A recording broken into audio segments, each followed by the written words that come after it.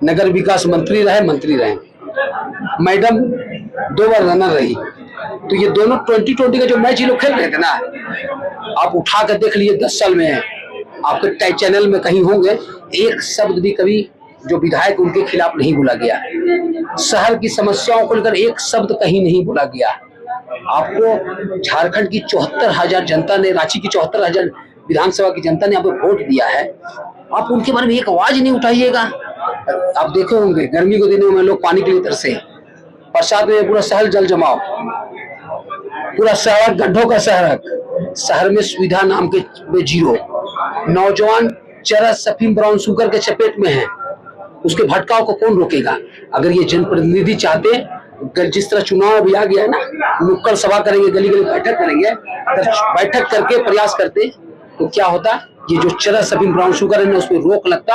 और जो किस प्रकार का घर बर्बाद हो गया है, जिस बच्चे के लिए उसकी माँ मंदिर में जाती है, विनती करती है भगवान हमें पुत्र दे, और सोचिए वह पुत्र 10-12 साल के उम्र में नशे के चपेट में आ जाते हैं, उस घर का क्या स्थिति होगा। इसलिए चुनाव बदलाव का है, इसलिए बदलाव करने के लिए मैं आया हूँ। बहुत लोग आते हैं, चुनाव में आते हैं, हारते हैं, फिर 5 साल छोड़ जाते हैं, फिर 5 साल बाद याद आ जाता है। माने जो कम वोट लाते हैं उसका समझ में आता है, लेकिन जो बड़ा वोट लाते हैं उनकी भी यही स्थिति है। इसलिए इस बार का चुनाव है बदलाव का चुनाव, ये जात पात का चुनाव नहीं है।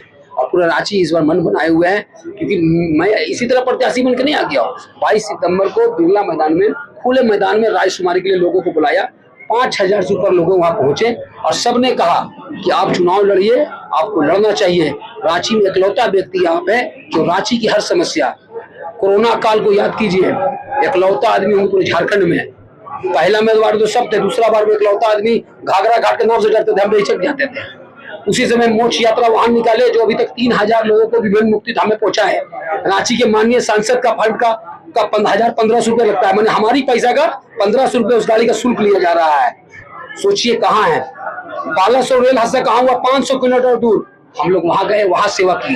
तो हमारा मकसद जनप्रतिनिधि बनना मकसद है, हमारा मकसद एक लकीर खींचना कि आखिर झारखंड की राजधानी में रहते हैं, दूसरे राज्य के लोग आते हैं, जब कहते हैं कि रांची में न पानी है, न बिजली है, न सड़क है, मूलभूत सुविधा, बड़ी चीज बात छोड़ दीजिए, युवाओं की रोजगार की बात छोड़ दीजिए, इंजीनियरिंग कॉलेज की बात छोड़ दीजिए, ITI कॉलेज की बात छोड़ दीजिए, वो तो दूर की बात है। जिस राज्य की राजधानी में छोटी सी सुविधा न मिल पाए उससे सोचना पाप होगा। इसलिए आप तमाम मीडिया चैनलों से अपील करेंगे, इस बार बदलाव का चुनाव है, रांची में विकास का चुनाव है।